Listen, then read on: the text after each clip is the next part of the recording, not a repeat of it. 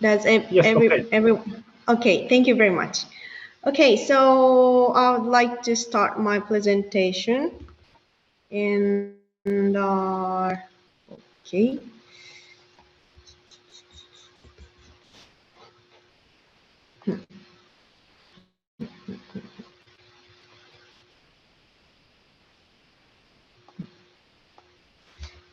Okay. Sorry. Okay, let me start my presentation.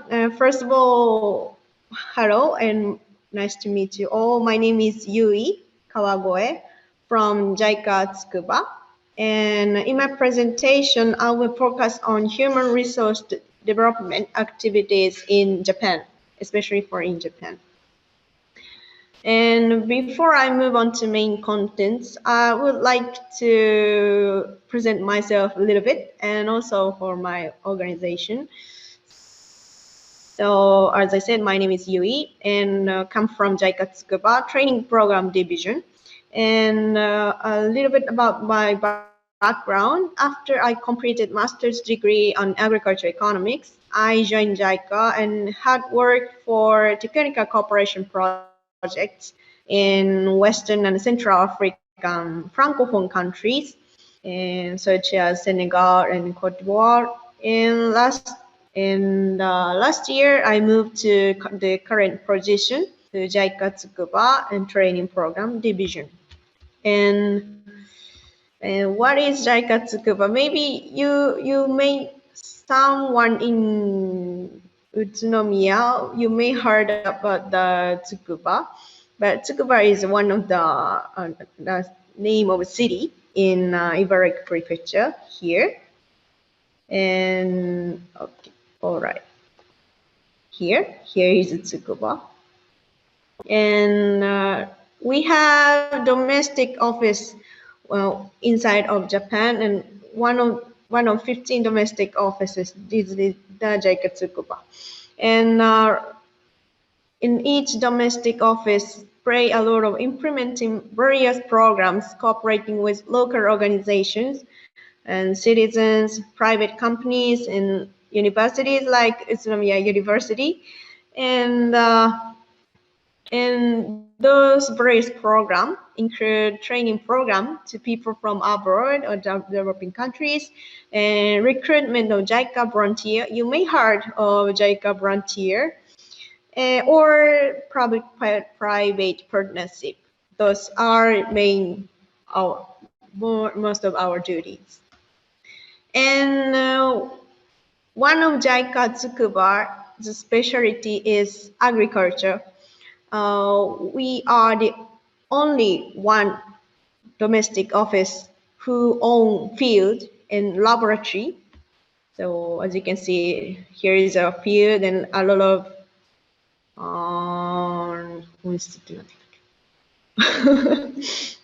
and laboratories inside. Yes, and we have also agricultural knowledge resources, as we are located in Ibaraki Prefecture, who is famous for agricultural output within Japan. And also we are located in Tsukuba City, where a lot of national research center locates, including JICA, Japan International Research Center for Agricultural Sciences, and also NARO, National Agriculture and Food Research Organization. So we collaborate with them to implement various programs. Okay, so let's go on to the main topic. And we can divide JICA's activities on human resource development into two. Activities operated in overseas can be said as technical cooperation, and those in Japan we call knowledge co-creation program. The knowledge co-creation program, we usually call it KCCP. KCCP contains all of training program held in Japan. We started training program from 1954, and we have accepted more than 300,000 people so far. As written in the Development Cooperation Charter of Japan, we put emphasis on respecting ownership of the country. I mean, of course, we share Japanese way or case during the training program, but at the same time, think and work together and leave ownership to participant countries. That's our spirit. And I think it's not limited to the KCCP, it's common for technical cooperation projects. And also we value this part. Both sides learn from each other and grow and develop together. So what may be called mutual learning. So here we mean learning among participants from different countries, of course, and also learning for Japanese side to solve our social problems. Okay. And KCCP is divided into 4 types from group and region focus, young leaders, country focus, and long term. And today I would like to focus on 2 major programs, the long term and the group and region focus. I would like to start from the long term program. And long-term program is for international scholars accepted as the participants of JICA's KCCP who are enrolled in a master's or doctor's degree program at Japanese university. So one of the specialties or features of this program is a common program here. So there are common program for all participants, which is 5 days intensive course to learn about Japan's development in the modern era, which includes lecture about Japanese politics, economic history of Japan, and a little bit field trip. And also we have various programs under JICA, the JICA Development Studies Program, such as Abe Initiative, the Master's Degree and Internship Program of African Business Education Initiative for Youth, whose target is human resources for industry and business. And we offer opportunity to internship at Japanese company. And also we have JICA SDGs Global Leader Program. First target is young or middle bureaucrat or academicians. And also we have one program for agriculture, of course. So agriculture studies network for food security, we usually call it AgriNet, is the program for agriculture researchers, bureaucrat, food officers, those who contribute to agricultural development in their country. So at this moment, in near future, we have 54 partner university in Japan, and we work with JISNAS to implement this program. JISNAS stands for Japan Intellectual Support Network in Agricultural Science. Okay. And during their studies in Japan, JICA offers additional program, which is called Agri Network.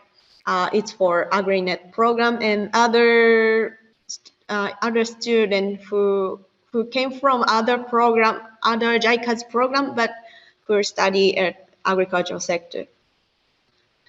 So the network aims to offer opportunities to share their experience with other participants, to understand Japan and its agriculture, and to expand our and their professional network.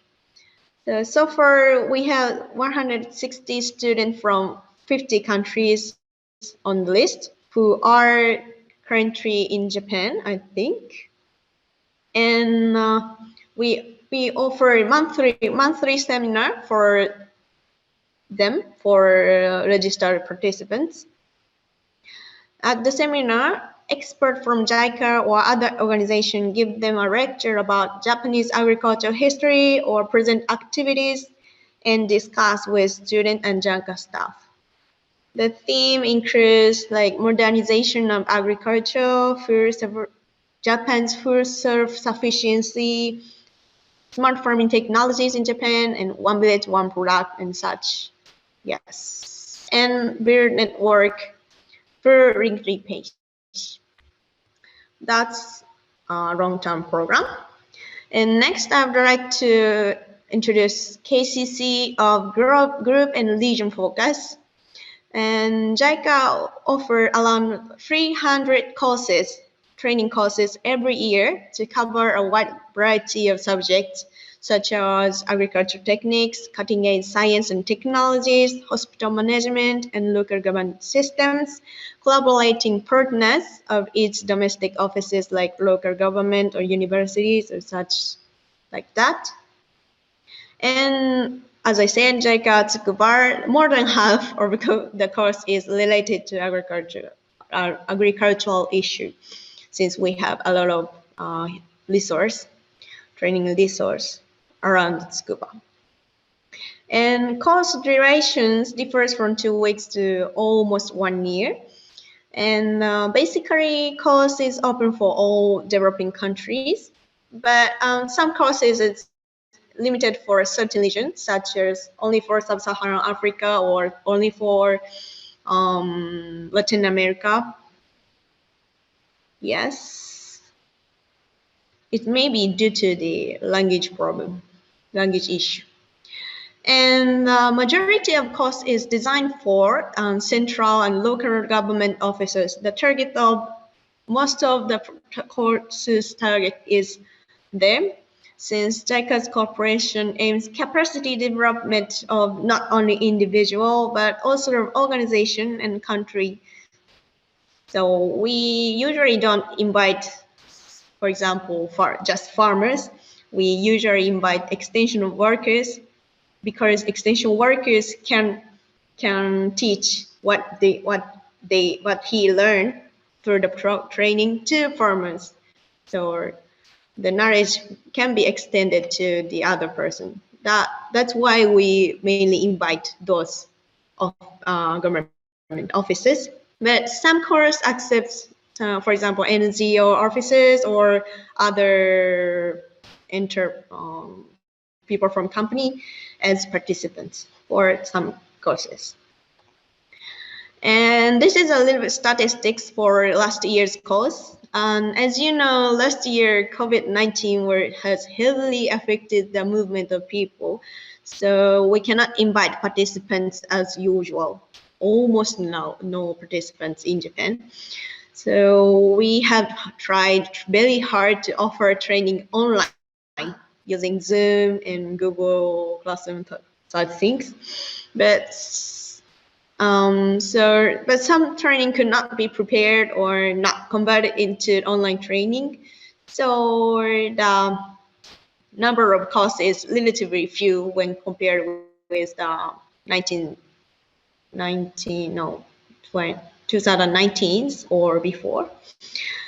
Okay, as you can see, we offer variety of courses from governance to disaster risk management reductions.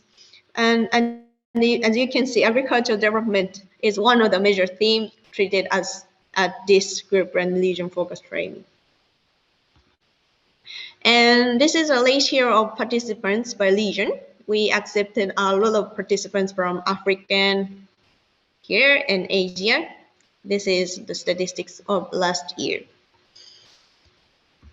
Okay, I will introduce some examples of this training program.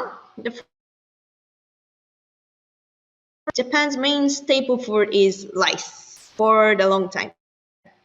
And therefore, Japan has many technical and historical knowledge resources. So we have several courses related to rice production, but I introduced practical course for irrigation rice cultivation. This is our program design of the course, or what I will introduce. The course title is Improvement the Rice Cultivation Techniques for Extension Officers.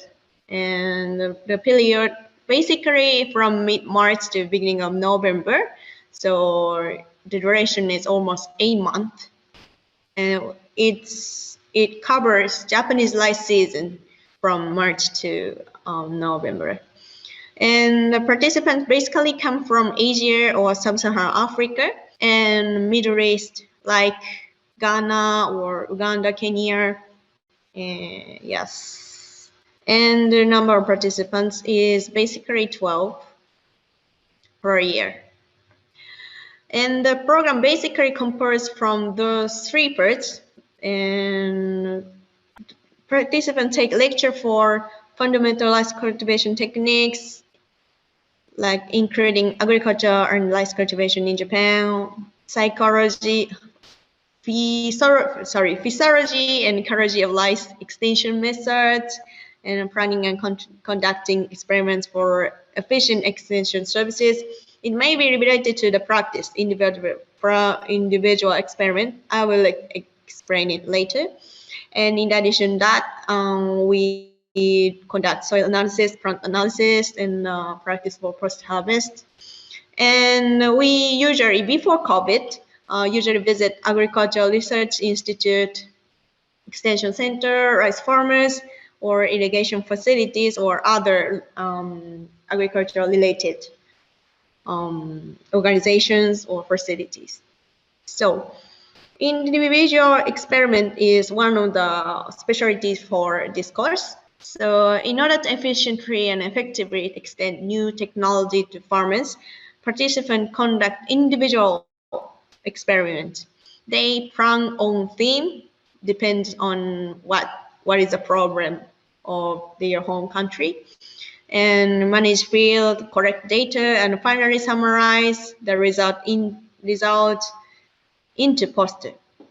So, for example, the example theme is like effects of nitrogen top dressing or application timing on growth and yield of IR28, those kind of things. Yes.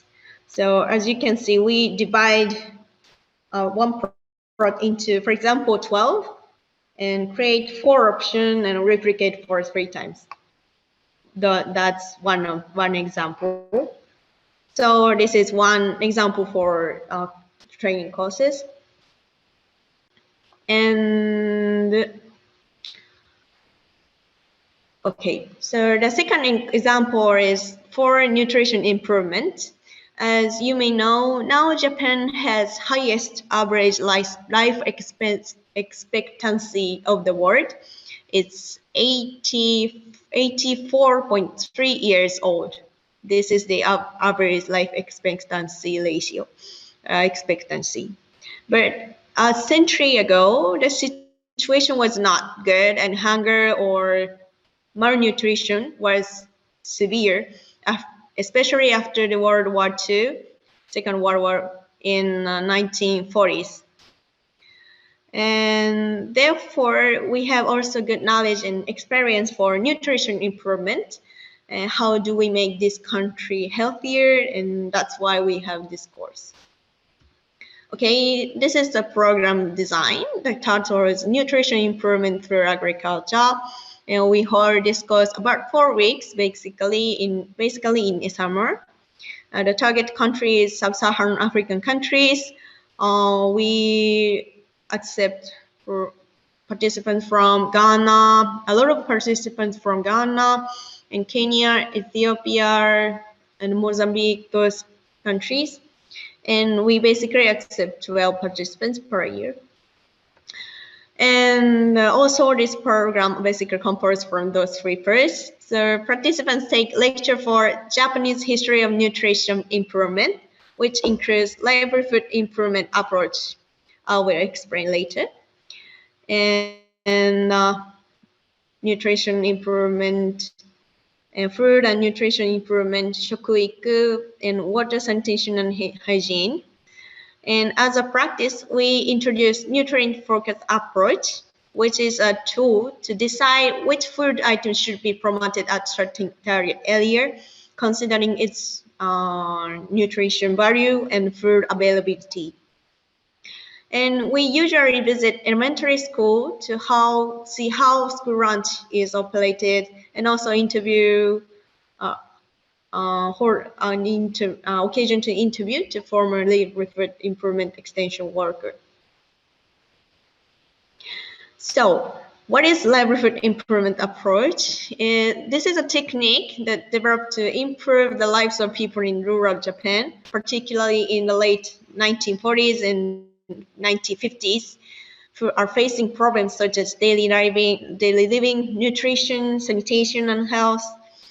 The important characteristic of the livelihood improvement approach is its way of solving issues, not by introducing foreign systems and technologies, but by skillfully using the limited resource available to improve the people's lives. That's the important characteristics. And also the extension worker, livelihood improvement extension worker, visit local people one by one to understand their circumstances and facilitate them to understand their problem and find solution which can change by small efforts and lift those. The facilitation is the key point. I mean, the extension worker don't do all. Don't let ownership to farmers or farmer women. That's the key point for the activity to be continued. Okay, those livelihood improvement approach, like those approach, we have several unique experience compared with other Western or developed countries, since Japan is the first country that has modernized from a non-Western background to establish a free, democratic, prosperous, and peace-loving nation based on the rule of law without losing much of its tradition and identity. And also, Japan had heavily damaged by World War II in 1940s and dramatically recovered from the damage. So, in that sense, Japan can serve as one of the best examples for developing countries to follow in their own development or recover from the recoverment of social system. And we summarized those experiences on agriculture and made series of video like this. So if you have interested, please check it. You can find it on YouTube. You can find it. Maybe the evolution of agriculture development in Japan you can find on YouTube. And in addition to this, JICA has created a lot of learning content explaining the evolution of Japanese system or current activities for solving social issues. And so you can find more contents from JICA Net Library, blah, blah, blah, or you can find it by Google. Okay, so this is the end of my presentation. I hope my presentation helped you to understand what we are doing in the field of agriculture and especially for human resource development. Thank you very much for your attention.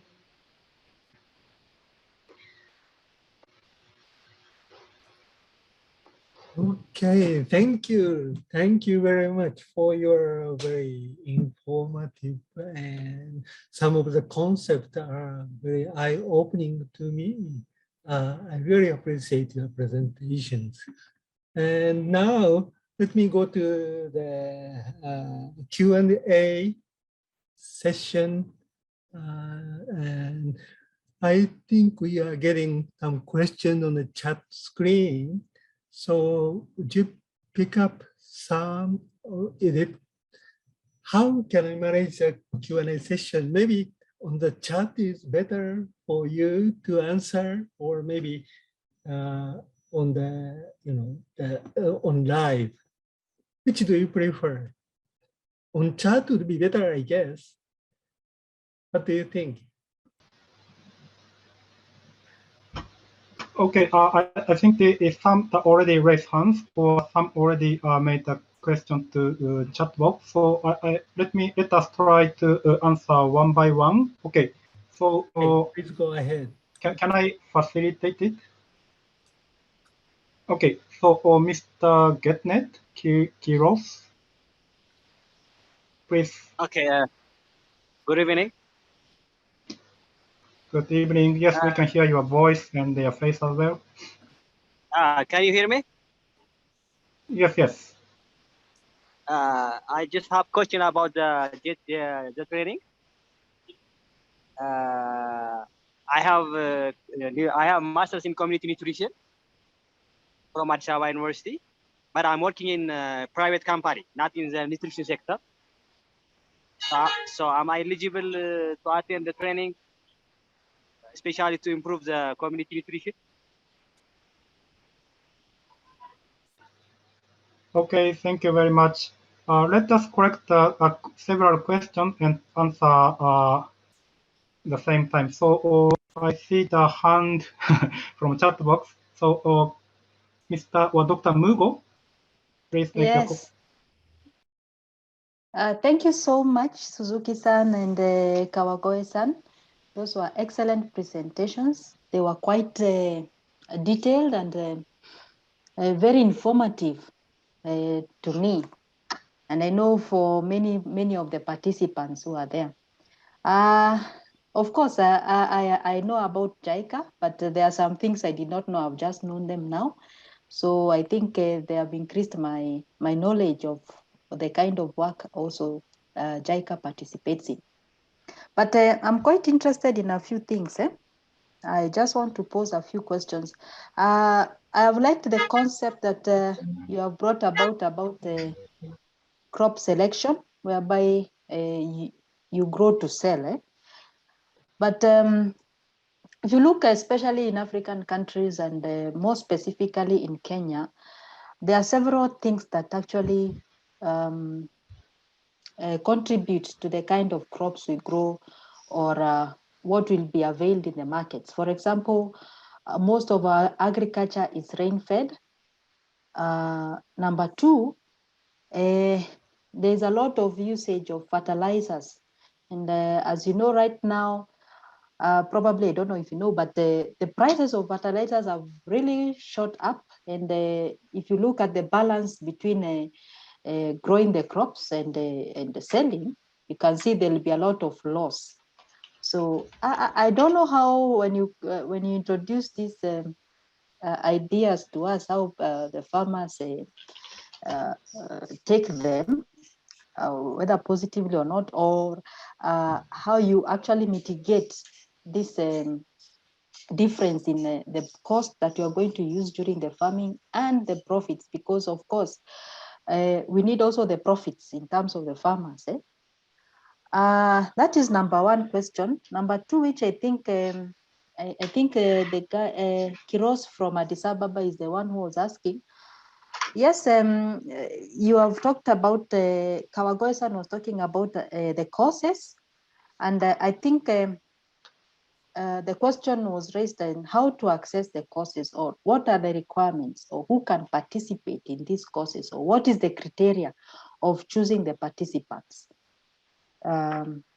Probably that is the question that was being raised. I'm trying to look at my notes so that I can. Yes.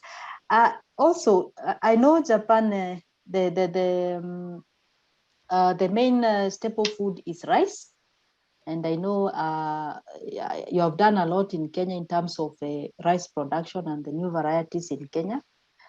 I'm also interested in a little bit more. I know Japan also has a lot of very nutritious vegetables. For example, the bamboo shoots, and the daikon. I don't know, just to mention a few. I know in some areas in Kenya, these crops can do well. I don't know whether there is any kind of work which has been done on this. Just curiosity, just to know. So I think those are the questions I can trace in my notebook. If I have any, I'll also ask. Thank you so much. Okay, thank you very much. Okay, let's us answer for the question raised by two participants.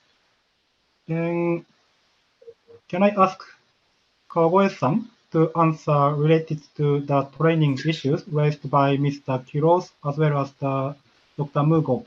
Then I try to answer another two questions raised by Dr. Mugo.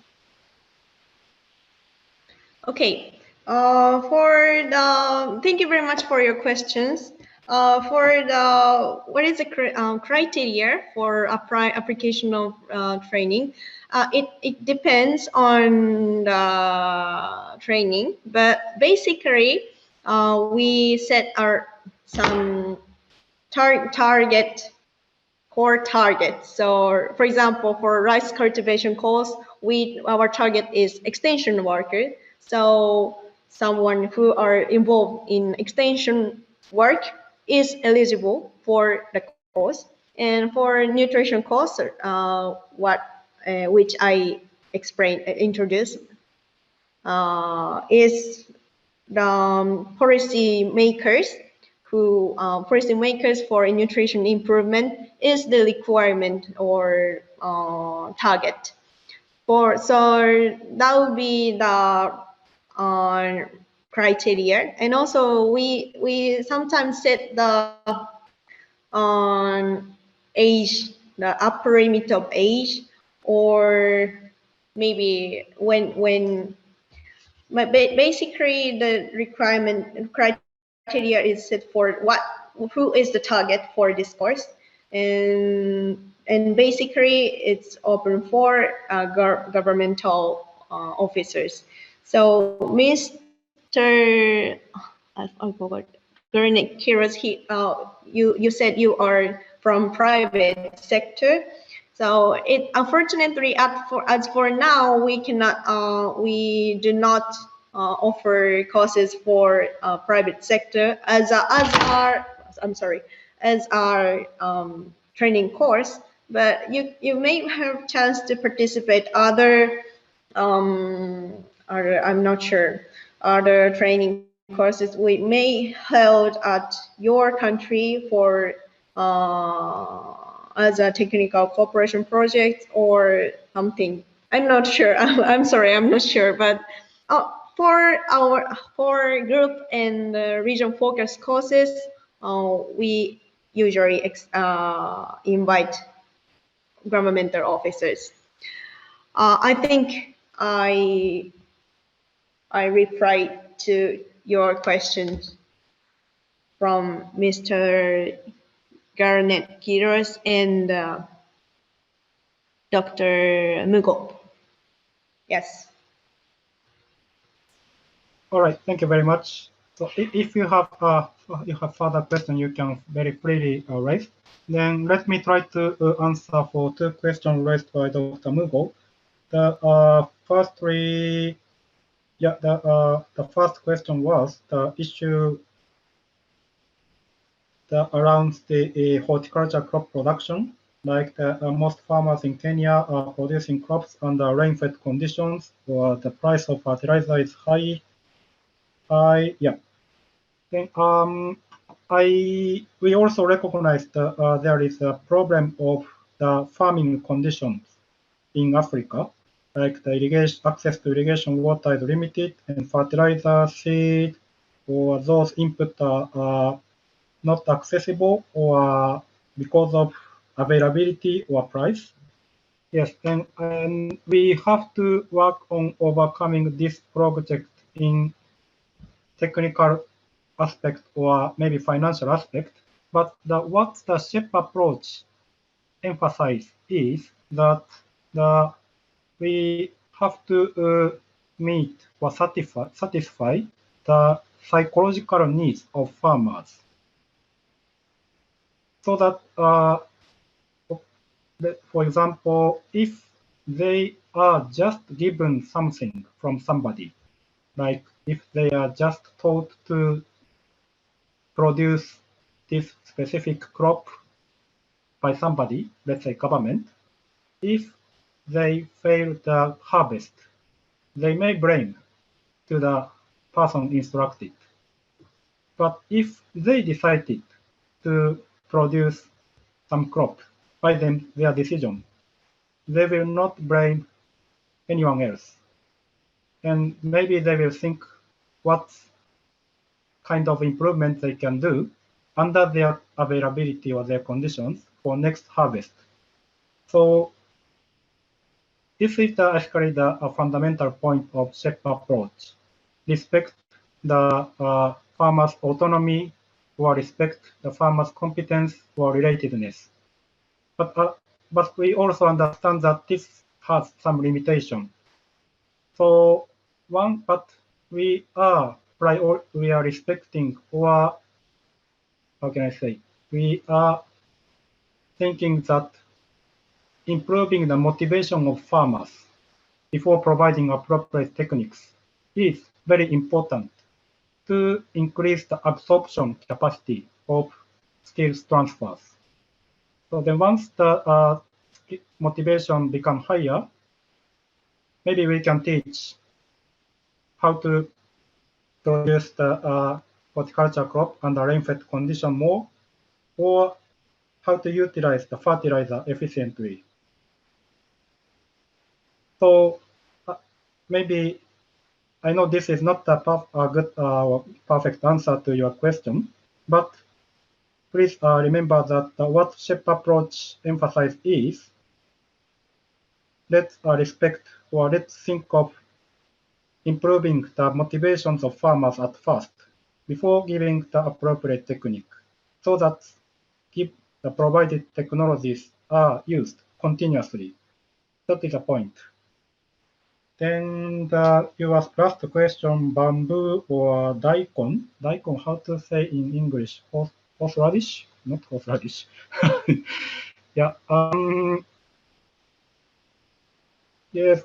Actually, the JICA is not the position to give such kind of the new variety of the crops. But if there is a big need in like African countryside, maybe we can collaborate with private sector to support the smooth introduction of these new crops.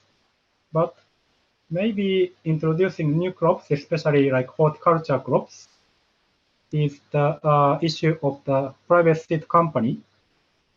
Yes, then if there is a need to increase the or decrease the production cost or improve the quality of those new crops, it's time for government side, and JICA is going to support for government side to improve or overcome any issues.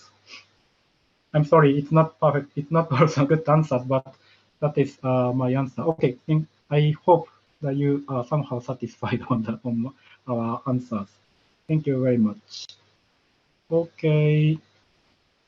Then I see one hand from the screen, Mr. Shedrack Ruatota. Yes, please make your question. Yes, hello. This is Shedrack from Nelson Mandela. In fact, I'm so glad with the presentation. It was very good. So my question goes to the first presentation on the establishment of the irrigation scheme in Mosh, Kilimanjaro. And I saw like that is the opportunity also to establish the same thing in other places, because we have many places in Tanzania which have virgin land. Indeed, in other areas, we don't need even the artificial fertilizers. The humus and the natural fertilizer can work to establish those plants and the crops. So my question is, would you like go to the other places and establish the same thing for those people of those areas to benefit us from the project? Thank you. Okay. I have a question too. Okay, please. I have a question. Yes. Okay. Okay, please go ahead. Okay, my name is Bezark from Addis Ababa University. First of all, I would like to say thank you for Mr. Suzuki and Ms. Kawagawa for this excellent presentation. In fact, I know that we have JICA in Ethiopia, but I didn't know that, you know, what you have been doing was so enormous, because I can understand from your presentation that you are really engaged in working in developing countries throughout the world. And it's really, I would like to say congratulations for, you know, really making a change in the world. You have given us a very brief introduction, Mr. Suzuki, about what JICA has been doing, and you have also shown us different, you know, activities that you have been doing so far in different countries. But I was just wondering, you know, yeah, you are working towards change, you know, making better agriculture produce, engaging people, you know, making people-to-people interaction and, you know, commitment for development. But I was wondering that it may not be easy, you know, to engage in different activities in different countries with different culture and so on. And what are the major problems? Maybe it's very general, but that JICA has faced so far to implement its different development, you know, activities, and how you managed, you know, to overcome different challenges, because you work in different countries. And can you say something about that? I don't know if it can go for Mr. Suzuki or Ms. Kawagoe.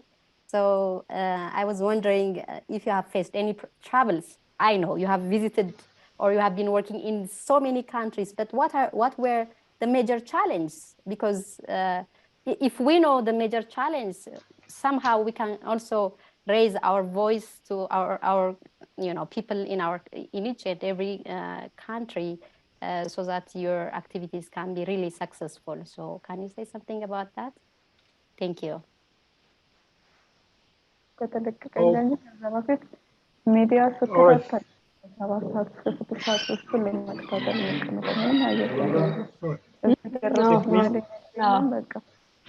If someone wants to make question, or okay, all right.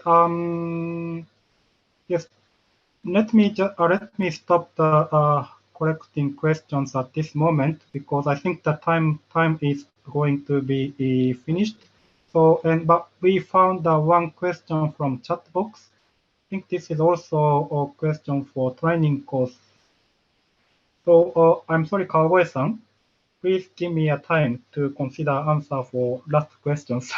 Can you first answer for this question from Mr. Godwin Morrow? Okay, sure. Okay, sure. Okay, I lead out his question. Also, the extension workers from Tanzania will be involved for the training. How will they be informed to apply for the course? Okay, I will explain briefly about the process of how to participate the training. So the very first, we made a list of training and send it to the government of maybe Tanzania. And then the government of Tanzania select training which they want to send participant. For example, we don't need a nutrition, but we want to participate. We want to send participant to rice production course, something like that. And then based on the list, for the next year, we will send, when we start application, we let government know how this course is implemented, and how is the duration, those course information to the government who wants to raise their hand at last year. And then the government, maybe government of Tanzania, internally look for someone eligible within their government or related organizations, and select someone eligible, or select someone the government wants to send to the training.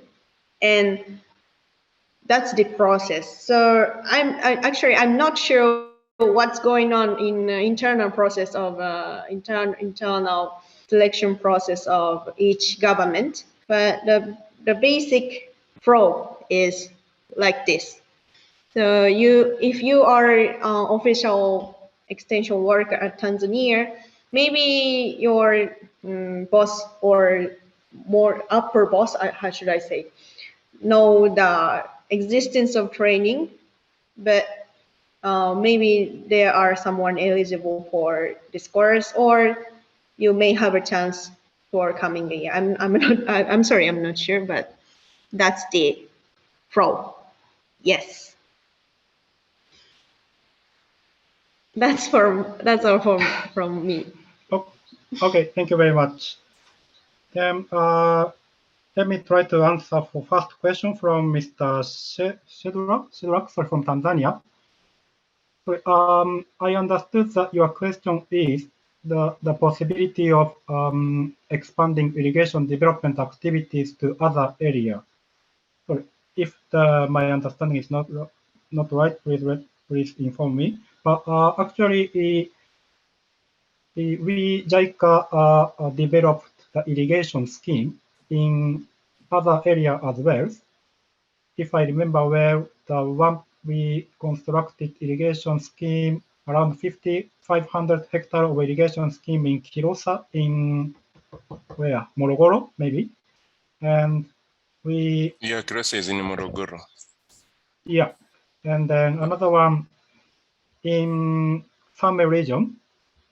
And also we supported rehabilitation of some irrigation scheme developed by either government or World Bank or somebody. Yep. Then also I remember that government or World Bank or African Development Bank are conducting a lot of irrigation infrastructure development projects in Tanzania. And actually the good point of Tanzania is that you have water resources. Of course, there's some rivers, but the water resources are scarce now. Especially, I remember northeast part of Tanzania, the river is, like I said, water resources are not so much available. But western part, Mbeya or where the Kiwa, not Katavi or near the Lake Malawi or another lake. So the water is quite available. So there are a lot of opportunity to develop irrigation infrastructure. But the challenge is the construction work itself. So engineering capacity. So for irrigation development project, one difficult point is where to install the irrigation intake or dams, and also how to maintain the irrigation infrastructure like dike or canal. So those engineering issues are always the challenging issues. But to answer your question, yes, there is a lot of opportunities in Tanzania for development of irrigation facilities, and there are a lot of irrigation infrastructure development projects ongoing. So yes, if you are interested in being irrigation engineers, you might have a lot of job opportunity, I suppose. Yes, that is my answer. Then let me try to answer for Dr. Afwa from Ethiopia for the very difficult questions. Yeah, let me try to make 3 challenges we used to face in African countries. First is a little bit big issues, the budget of government. Firstly, the budget allocation to agriculture sector in African countries are limited. Of course, it depends on the country, but basically limited. But another challenge or more important challenge is the planned budget is not dispersed as planned. So if we or government ministry people, let's say irrigation engineer, planned irrigation infrastructure project with planned budget, but if the disbursement is not done on time, they are not able to implement irrigation infrastructure project.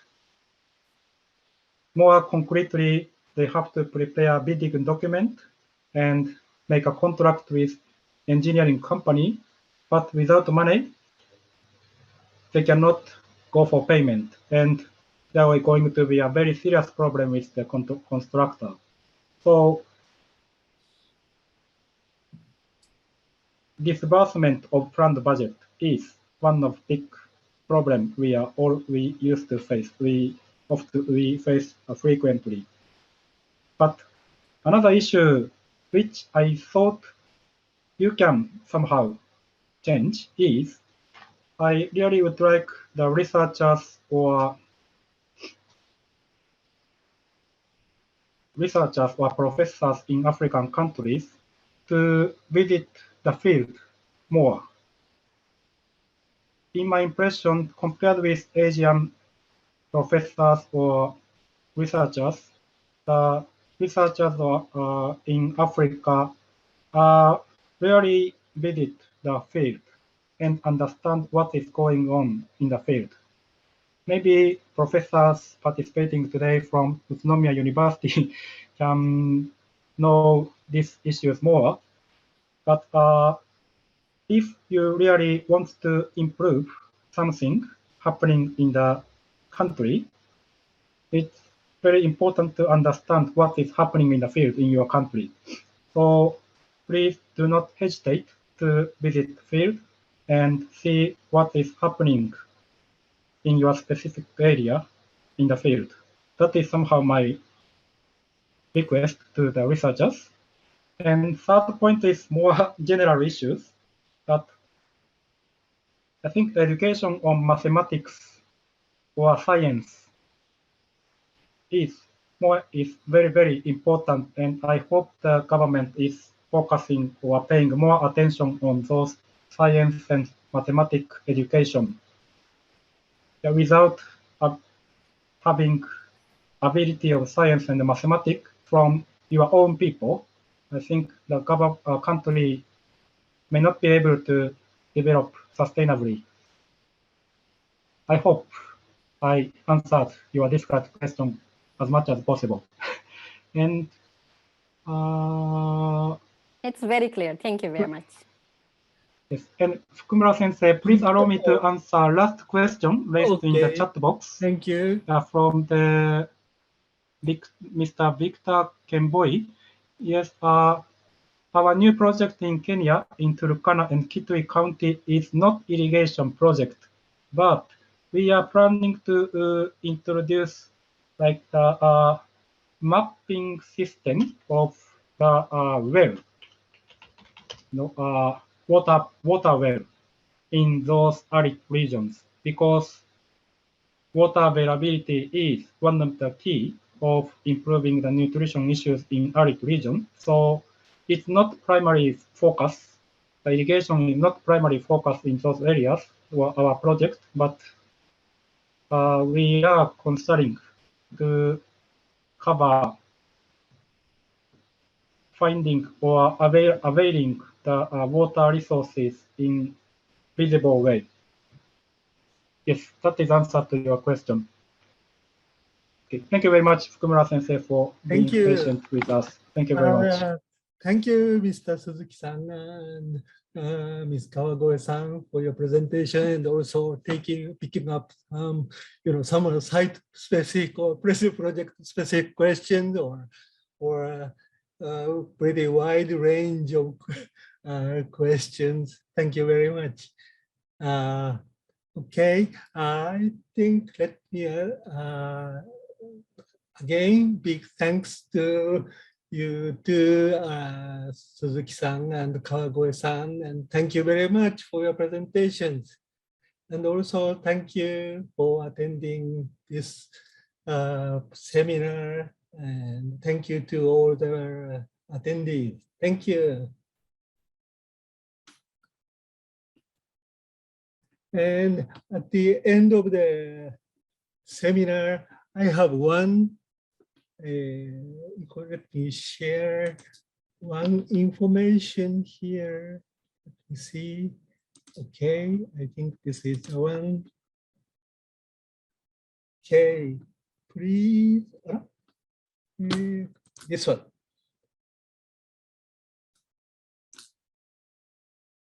Okay, this is the information for the next seminar, next symposium in January 21st.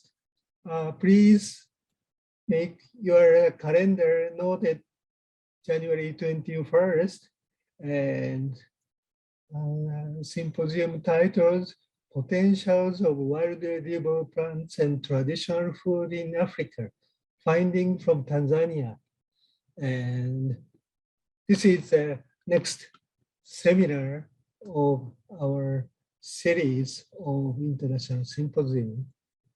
Okay, thank you very much. And one more, I'd like to ask you the post